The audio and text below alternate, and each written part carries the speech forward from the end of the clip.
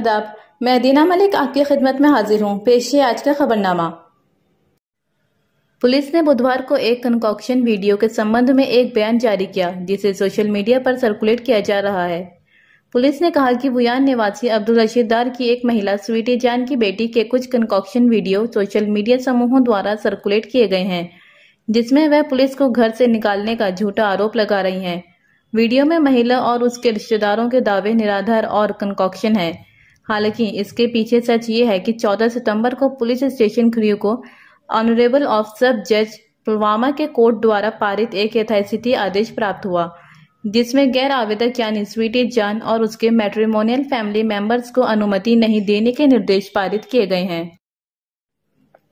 Burkina फैसो military convoy पर घात लगाकर 6 की मौत। नाइजर के साथ सीमा के पास एक सोने की खदान से फ्यूल टैंकर्स को ले जा रहे बर्किना फैसो मिलिट्री कॉन्वॉय पर एक घात में 6 अधिकारियों की मौत हो गई।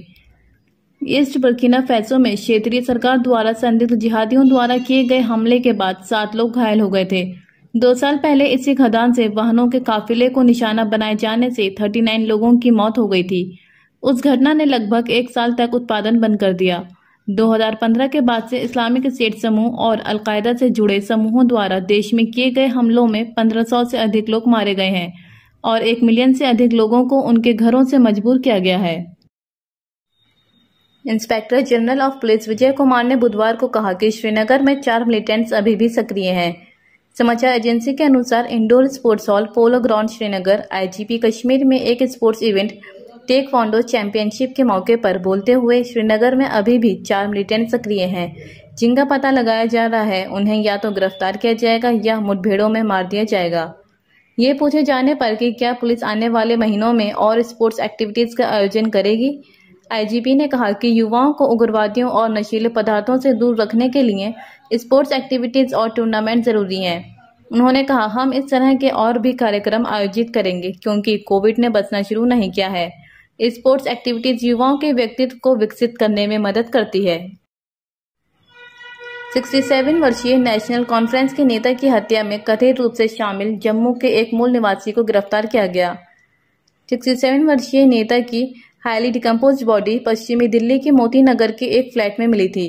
गिरफ्तार आरोपी की पहचान पेशे से चालक राजेंद्र चौधरी उर्फ राजू गांजा के रूप में करते हुए पुलिस ने कहा कि उस पर नेता त्रिलोचन सिंह वजीर की हत्या की साजिश में भी मिलिटेंट से रिश्ते रखने को लेकर जनपद बहराइच एक बार फिर सुर्खियों में है। मामला बहराइच जिले के थाना कैसरगंज क्षेत्र के सोनारी चौराहा निवासी अबू बकर का है, जिसे दिल्ली पुलिस ने दिल्ली से गिरफ्तार किया है। दिल्ली पुलिस और यूपी एटीएस ने 6 मिलिटेंट्स को पकड़ा है, जिसमें से एक अबू बकर भी है, जो यूपी के बहराइच जिले का रहने वाला है।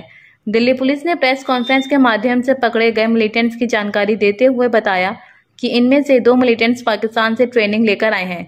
पाकिस्तान से ट्रेनिंग लेकर आने वाले मिलिटेंट्स में अबू बकर भी एक हैं, लेकिन अबू बकर का परिवार अपने बेटे को पूरी तरह से निर्दोष बता रहा है।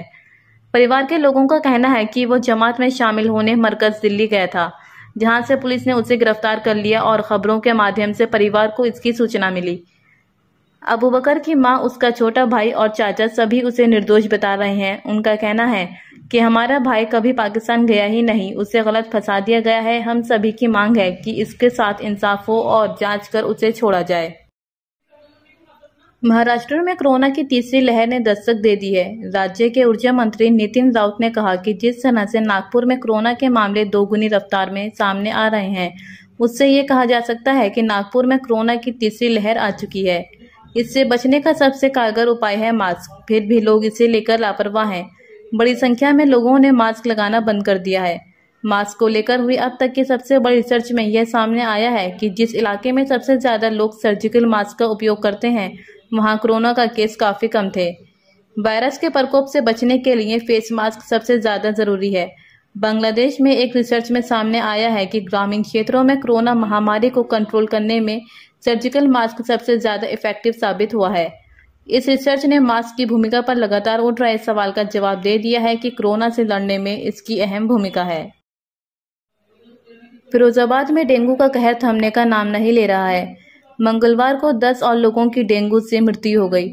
4 दिनों में 39 लोगों की जान चली गई। मरने वालों का आंकड़ा 153 पहुंच गया है। अव्यवस्थाओं के चलते मरीज और उनके परिवार वाले परेशान हैं। किसी को बेड तो किसी को एम्बुलेंस नहीं मिल रही है। यहाँ के 100 बेड अस्पताल में अव्यवस्थाओं से जिंदगी दम तोड़ रही है।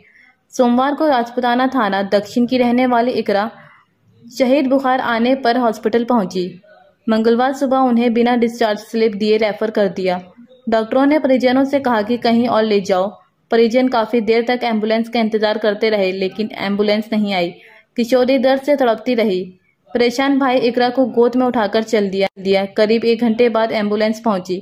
1 घंटे बाद एम्बुलेंस तो आई, लेकिन तब तक परिजन प्राइवेट एम्बुलेंस कर चुके थे और अस्पताल के लिए निकले ही थे कि किशोरी ने दम तोड़ दिया। परिजनों ने डॉक्टरों पर लापरवाही और सही से इलाज न करने का आरोप लगाया। भाई बोला कि अगर समय से एम्बुलेंस आती तो जान बच सकती थी। आज के लिए बस इतना ही। अब दीजिए मुझे इजाजत। कल फिर मिलेंगे कुछ नई खबरों के साथ। अल्लाह निगहबान।